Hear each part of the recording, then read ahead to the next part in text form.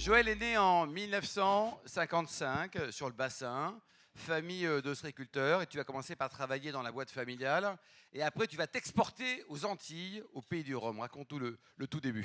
Ouais, c'est un petit peu plus tard que ça. En fait, je vivais à la campagne, j'étais un bon bourrin de la campagne, je me battais tous les samedis soirs. Et puis je suis parti Tu à la pesais ville. combien à l'époque? Je faisais un 87-98 kilos. D'accord. Donc je gagnais souvent mes combats. Ouais. Et donc j'avais envie de voir les lumières de la ville, donc j'ai racheté une affaire de commercialisation à Bordeaux. Et je suis parti à Bordeaux, là j'ai développé cette affaire, puis une autre, puis une autre. Et mon père, qui était un mec merveilleux, est arrivé quand j'avais 27 ans et m'a dit « j'ai décidé que ». Et comme je vous ai dit que j'étais très con tout à l'heure, j'ai même pas écouté ce qu'il avait décidé. Je lui ai dit, moi, il n'y a personne qui décide pour moi, ou c'est statu quo, ou je me barre. Eh oui. Il m'a dit, c'est moi le patron, j'ai fait une sortie théâtrale, on aurait dit un opéra. J'ai donné les clés et je suis parti. Oh là là. Et je me suis retrouvé comme un con dehors, puisque j'étais Avec mandataire rien, avec social. rien, quoi. Ouais, ouais. Et donc là, j'ai commencé à monter un restaurant à Bordeaux pour survivre. Puis j'ai monté ce restaurant et pour en revenir au vin, je m'occupais de la restauration de toute la Bourgogne sur le salon Vinexpo à Bordeaux. Et là, j'ai croisé une jeune femme très sympathique qui était entre mes deux stands de restauration. T'es tombé amoureux? Je suis tombé amoureux. Elle m'a dit, je pars aux Antilles. Je lui ai dit, écoute, laisse-moi quelques temps, je pars avec toi. T'étais marié à l'époque déjà ou pas? Ouais, plusieurs fois déjà. Ouais, Deux ouais, fois. très bien. Donc, Ah, c'est un mec formidable. c'était hein. ma troisième Oui. aventure. Et donc, je suis parti vivre aux Antilles. Et là, aux Antilles, par le rugby, justement, mon premier Absolument. entretien d'embauche. Je vais à mon entretien, j'avais un cocard comme ça et j'avais 3 crampons qui me barraient le cou. Et le PDG de la boîte, qui est un béquet martiniquais, me dit, vous savez, aux Antilles, parfois, les relations sont parfois compliquées avec les gens, mais il ne faut pas répondre à première demande, il faut plus discuter, quoi, du type, il ne faut pas cogner de suite. Non, mais je ne me suis pas battu, j'ai joué au rugby samedi, et puis bon, voilà. Ça peut arriver, quoi. Comme je suis très engagé, Ouais. voilà, j'ai pris un cocard. Ah, il m'a dit, vous jouiez au rugby, donc vous connaissez un tel, un tel, un tel. Et oui. Et par la famille du rugby, il m'a dit, je vous embauche, et je suis devenu directeur commercial. Donc, des directeur Roms commercial. Trois-Rivières. Alors, les Rhum Trois-Rivières, est-ce qu'on peut, pour nous, des amateurs de vin, de spiritueux, de la vie en général, confondre un rhum avec un cognac ou avec un armagnac? Joël, Oui. est-ce que c'est possible? Alors, si vous amusez-vous un jour à prendre des vrais rhums vieux, hein. Pas des rhums avec de la réglisse où on a rajouté des copeaux. Prenez du vieux rhum de la Martinique, vieilli en fût de chêne, pas trafiqué du type cognac, le rhum vieux de base. Le rhum vieux de base. Vous prenez ça, vous mettez un cognac, un armagnac et un rhum vieux, vous mettez les numéros sous les verres, 1, 2, 3, vous retournez sur une plaque ce qui est la réalité des choses, et vous faites goûter. Et là, vous allez être surpris des résultats.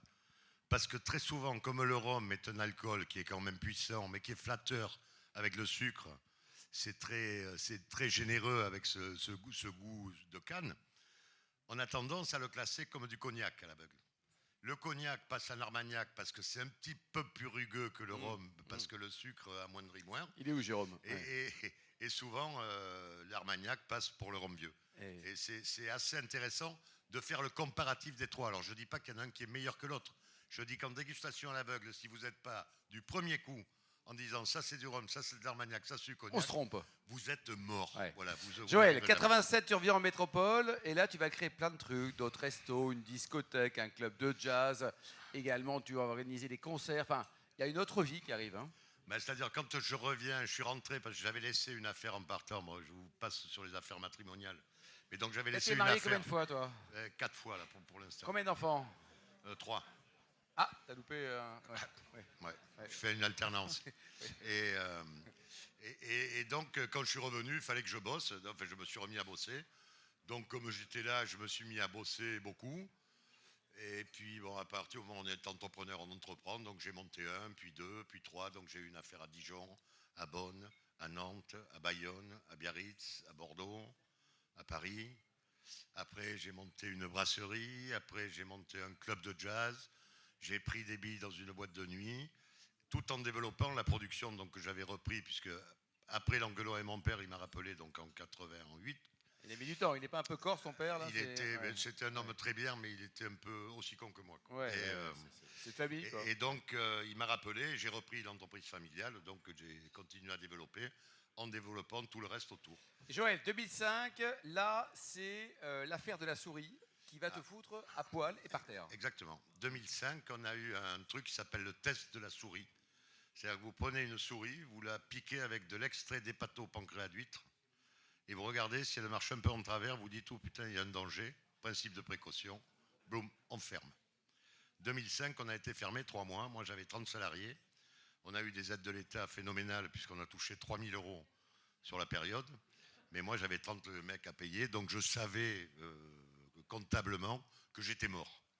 Donc j'ai préparé la liquidation de ma boîte en déposant le bilan d'abord, ensuite en payant mes fournisseurs privés et tous les gens que j'aimais, et en plantant mes banquiers, les charges sociales et l'État. Voilà.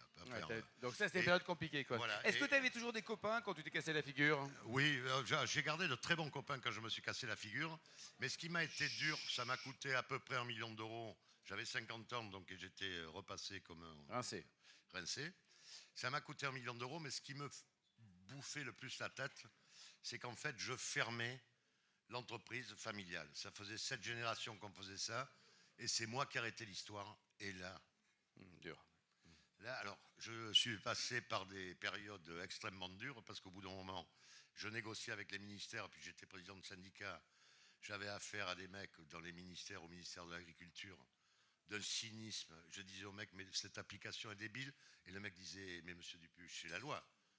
Mais je disais, c'est débile. Et il disait, mais vous n'avez qu'à nous attaquer au tribunal administratif.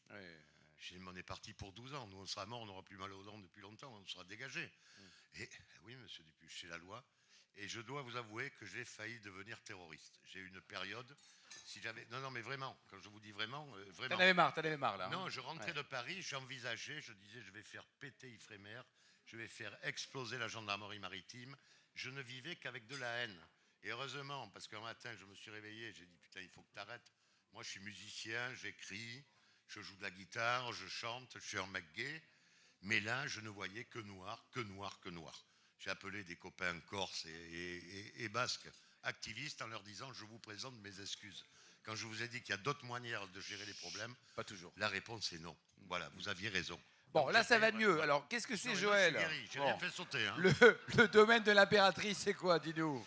Alors donc, à cette période-là, comme je t'ai foutu, 2005, j'ai préparé la liquidation de la boîte et j'ai 2 potes qui avaient beaucoup de sous, qui m'ont dit, mais si tu veux, on redémarre une histoire avec toi. Et donc, j'ai redémarré une histoire avec un modèle économique qui fait que tout ce qui n'a pas de valeur ajoutée, qualitative ou financière, je ne fais pas. C'est-à-dire que globalement, bon, on dit, c'est un petit producteur, il est gentil, il a tourné ses poches d'huîtres. Franchement, je vais vous dire, mes huîtres, ça c'est moi qui les tourne, ou vous, ou un bonobo, elles s'en foutent. Le problème, c'est qu'il faut les tourner à dose régulière. Oui. Donc, on a pris des... Moi, j'ai des contrats avec des producteurs dans toute l'Europe, du nord du Danemark au sud de l'Espagne, où ils font des produits comme on a envie de faire, avec nos cahiers des charges. Et donc, on essaye de faire une huître d'assez haut niveau. Alors, pour vous faire un descriptif à peu près, il y a Gilardo, que tout le monde connaît, Cadoré, Pratarkoum, Papin, Ancelin, nous, Tarborièche, vous êtes quoi, 20, on est une vingtaine sur le marché de l'huître de qualité en France. Voilà. Et moi, donc là, et moi, je suis le petit des gros. Voilà. Et alors, tes huîtres, oui, donc, ça va. Et dis-nous, donc, elles viennent aussi parfois d'Espagne ou d'Irlande, c'est ça? C'est-à-dire que oui, c'est pas que franco-français, Joël, hein? Non, on produit des huîtres partout. En fait, le problème de l'huître, c'est qu'elle évolue avec la climatologie, qui est quelque chose de très incertain aujourd'hui. Et donc, pour avoir de l'huître charnue, parce que ce qui est... Excusez-moi, mais moi, une huître maigre, une huître transparente, oui, c'est un préservatif avec de l'eau dedans. Je ne vois pas l'intérêt de le bouffer. C'est ce qu'ils disent à Condom. Voilà, exactement. Prenez un chewing-gum et bouffez-le, et ça va vous faire le même effet. Donc, l'huître charnue, en fait, une huître, quand on la mange, il faut la mâcher. Au début, il y a de l'eau et du sel, il y a du sel et de l'iode qui vont vous envahir la bouche. Laissez partir cette eau et ensuite mâchez l'huître. Mais mâchez-la longtemps, les matières sèches. Et c'est là que ça va vous délivrer des saveurs de noisettes, de sous-bois, des saveurs exceptionnelles. Si vous l'avalez, je ne vois pas l'intérêt. C'est comme avaler de la truffe. Ouais, on n'avale pas la truffe. Qui aime les huîtres ici? Juste pour voir là. Ah, il y en a presque autant que ceux qui ont acheté le bouquin de Muriel Pénicaud. Hein. Faut continuer. Alors, raconte-nous. Donc ça, c'est la partie huître. Donc aujourd'hui, cette société, là, domaine de l'impératrice, Il marche toute l'année, c'est ça, Joël? Elle marche en vente toute Ouais. l'année. Alors, il y a une huître que tout le monde a entendu parler qui s'appelle la triploïde. Oui. Alors, il y a des gens qui disent c'est un OGM. Ouais, une fausse Pas du huître. tout, c'est pas Ouais. du tout. Ouais. C'est l'équivalent. Alors, je vous la fais très simple. On prend une huître normale, on lui met un choc thermique. Elle fait une double paire de chromosomes. Donc, on rentre pas dans le noyau. Et cette huître, donc, devient tétraploïde. On fait reproduire cette tétraploïde avec une diploïde et on obtient une triploïde, c'est-à-dire une huître stérile. C'est-à-dire, vous prenez un âne et un cheval et vous allez obtenir une mule qui sera stérile. Et bien voilà. La triploïde, c'est une mule, en fait. Et comme elle ne fabrique pas de lait, puisqu'elle ne le reproduit pas, Et oui, toute l'année. elle fait du gras en été, quand elle est dans des bonnes conditions, elle engraisse tout le temps. Et ça Joël. fait des huîtres charnues et fermes. À quelle occasion tu as rencontré Guillaume Canet? Guillaume Canet, je l'ai croisé, alors autour du vin encore une fois, j'ai un ami que j'adore, qui est un mec merveilleux, qui s'appelle Philippe Stark, qui est vraiment un ami très proche, c'est mon témoin de mariage, je suis son témoin de mariage, donc on est très proches. Et il est arrivé un jour en disant, mes chéris, est-ce que vous connaissez Guillaume Canet? Nous, on était avec un copain en train de boire des coups sur la terrasse au bord de l'eau, et on lui a dit, nous, on connaît que Pontet-Canet ici. Voilà. Et en fait, notre histoire avec Guillaume a démarré comme ça. Moi, à l'époque, j'étais donc président des ostréiculteurs, vice-président de la Chambre de commerce de Bordeaux, président du IMH, j'avais mes huîtres, j'avais mes restaurants, les affaires marchaient très bien. Donc, j'étais un mec de 40 ans qui avait réussi, qui récupérait un petit jeune de 20 ans, que j'amenais dans toutes mes fêtes, et que parce que moi, j'ai toujours aimé la fête, et donc j'amenais Guillaume, Gilles Lelouch, Laurent Taïeb, qui a des belles affaires aujourd'hui. Je les amenais en bordée avec moi, et donc c'est devenu mes potes. Et puis un soir, on a fait un sketch au téléphone, parce qu'il y avait un dealer du Baron qui s'était fait interpeller parce qu'il fournissait en lessive de Sermark beaucoup de monde. Et donc, ils ont monté un sketch pour impressionner un des acteurs dont je tairai le nom. Et ils ont dit, mais lui, on va jamais le baiser, il connaît nos voix. J'ai dit, moi, il connaît pas la mienne. Et Guillaume me dit, mais tu te sens? Mais j'ai dit, Guillaume, il n'y a pas mort d'homme, c'est un sketch. Ah oui, il me dit, vas-y. Et donc, je prends le gars au téléphone et je lui dis, bonjour, commissaire divisionnaire Untel, brigade T'as des vu que t'as un petit côté Jean Reno, quoi. brigade des stupes Paris. Monsieur, et là le mec me prend déconnant, mais bien entendu, mais quel plaisir de vous avoir. Il prend la rigolade, j'entendais des filles qui riaient derrière, donc ça dure. Au bout d'un moment, je lui ai dit, écoutez monsieur, vous avez le droit de croire que c'est une plaisanterie. Moi, j'ai une enquête en cours de flagrant délit. Donc c'est très simple. Ou c'est une plaisanterie et vous avez raison et vous venez pas chez moi à 9h30. Je lui dis par contre, je vous promets que demain à 11h30 vous y êtes. Mais là, je vous fais le grand jeu. Je vous mets 4 équipages, les gyrophares, je vous fais embarquer. Et le mec me dit, non, mais on ne va pas en arriver là. Eh bien, je lui dis, voilà, si on avait commencé par ça, ça aurait été quand même T'es plus vraiment un gros économique. coquin, toi. Hein. Ouais. Et là, Guillaume me dit, quand je raccroche, Guillaume me dit, Top. oh, ben, tu joues super, tu vas tourner à mon prochain film. Et j'ai fait, donc ne le dis à personne, le premier, c'est comme ça. Et ça, c'était une belle aventure. Tu te sens quoi? L'âme d'un cinéaste? L'âme de quoi? De quelqu'un qui peut intervenir en entreprise grâce à Denis Adjech? Tu peux faire un peu tout? Non, alors moi, je te l'ai dit tout à l'heure, un jour, on m'a demandé de me qualifier, en fait, de faire une présentation, et je dis au gars, écoute, je suis un aventurier. Non, je lui dis, non, pardon, je suis un aventureux. Parce que l'aventurier, c'est comme Indiana Jones dans les films, il gagne tout le temps. Moi, je ne gagne pas tout le temps. Il y a des fois, je perds. Donc, je suis un aventureux, mais par contre, c'est vrai que je joue toutes les balles. Si la balle me paraît jolie, tous les trains que j'ai eu envie de prendre, je les ai pris. Toutes les gares d'arrivée, c'était pas la gare d'Orsay, c'était pas toujours cadeau. Mais par contre, les voyages ont toujours été merveilleux. Et moi, ce qui m'intéresse, c'est les voyages. Oh, que c'est beau, ça. Alors, on a beaucoup d'amis au sein du club, notamment il y en a un qui s'appelle Dominique Chapat. Et Dominique, lui, quand il arrive ici, il dit, je suis un garçon bizarre parce que j'aime les bagnoles, j'aime le vin, j'aime la taxidermie et j'aime la tauromachie. Toi, il colle quand même. Et toi, tu es un peu pareil, quoi. C'est-à-dire que tu aimes tout ce qu'il ne faut pas aimer. Hein.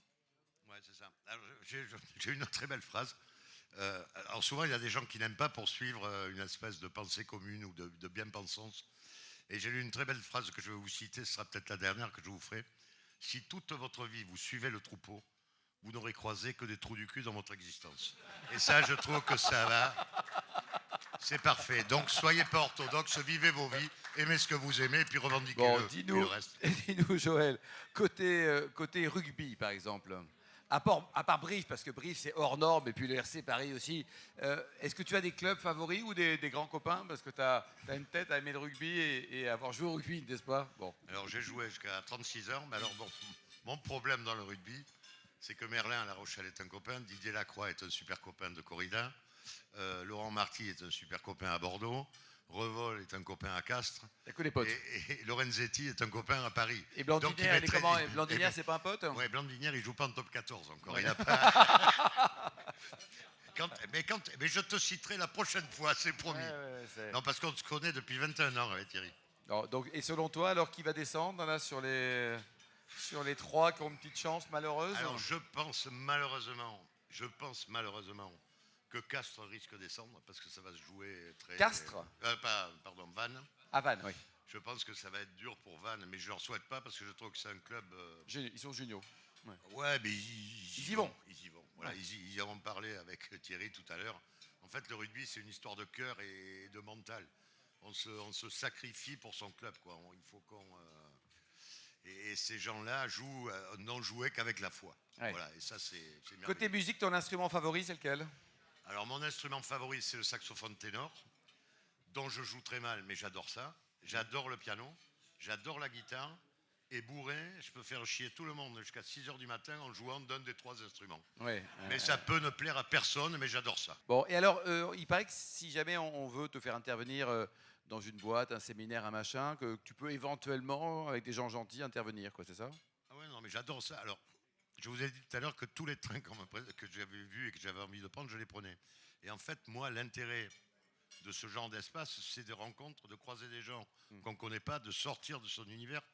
Moi, ma vie sociale, j'ai une maison qui est au bord de la plage, j'ai un chemin de 2,50 m qui me sépare ma maison de mon bureau, et donc je suis dans mon exploitation toute la journée quand je ne suis pas en voyage, et ma grande sortie sociale, c'est d'aller au Super U du coin, où là, je croise les gens du village à qui je dis bonjour en achetant ma lessive, mon PQ et tout ça. Donc je dis, c'est ma grande sortie sociale, sinon, je vis à l'extérieur de mon village. Et tu es heureux comme ça? Mais je suis très heureux. Je suis très heureux. Mais j'aime les rencontres et donc j'adore les séminaires, j'adore croiser des gens différents. Voilà, si vous êtes intéressé, il y a Denis qui a sa belle société d'agents qui gère notamment les intérêts de Joël. Et pour terminer, on est quand même au Wine Club ici. Est-ce que toi, tu as 1 ou 2 souvenirs de vin, de bouteilles qui t'ont marqué? Éventuellement une émotion avec à la fois une bouteille et puis le contexte aussi? Alors, il y a j'ai l'autre jour, Olivier Bernard a dit un truc qui Domaine de Chevalier qui a été une révélation pour moi parce que je m'en suis aperçu quand il me l'a raconté. En fait, dans 78 ou 79, je fais ma tournée fournisseur en Bretagne. Donc à l'époque, les affaires marchaient très bien. On faisait que des relais châteaux. Et j'avais bu en 78, oui, un Clos Vougeot 67 dans un hôtel qui s'appelait le Relais de Brenner à Lizardrieux. J'étais avec une très très jolie jeune femme. C'était la combienième celle-là là? Je ne veux pas de compte. 300e. Et donc, et le moment était merveilleux, l'instant était magique, c'était que de la sympathie, du rire et du bonheur. Mon Clos Vougeot 67, un P2 de Partaga, comme ça, on pouvait fumer dans les hôtels à l'époque. Et je tombe sur Jean Bernard, qui était président à l'époque de l'Académie de médecine ou un truc comme ça. Un mec lumineux, donc un peu bourré, d'une compagnie merveilleuse, ce cigare et ce mec que j'écoutais, je me disais, mais qu'est-ce que tu es intelligent, tu comprends tout. Tu vois, tellement il était. Donc, ce Clos Vougeot m'a laissé un souvenir impérissable. Le deuxième, c'est en Château Gillette, 1955, en Magnum, qui m'a laissé un souvenir impérissable. C'était avec tous les anciens de Trois-Gros en 87. On avait bouffé avec tous les chefs de Trois-Gros. Et le troisième, c'est un Palmer 66, dans une dégustation à l'aveugle. On avait fait Pétrus 73, Ozone 64, Palmer 66, Latour 59 et Palmer 66, tout à l'aveugle, c'est-à-dire donc on n'était pas conditionné par l'étiquette. C'était fabuleux. Voilà. Donc, mais pour en revenir à ce que disait Olivier Bernard, je pense que le plaisir s'achète. On va acheter une grande bouteille, on va acheter un grand verre, on va se faire plaisir. L'émotion va être liée derrière par un contexte, par une envie, par les gens avec qui on partage. Moi, si je fume un cigare avec un gros con, je ne vais pas passer c'est fini ça. Voilà. Le verre de vin, ça marche pas non plus. Et les vins, c'est pareil. Voilà. Bon, il est génial, non? Allez, on l'applaudit très chaleureusement. Merci Joël.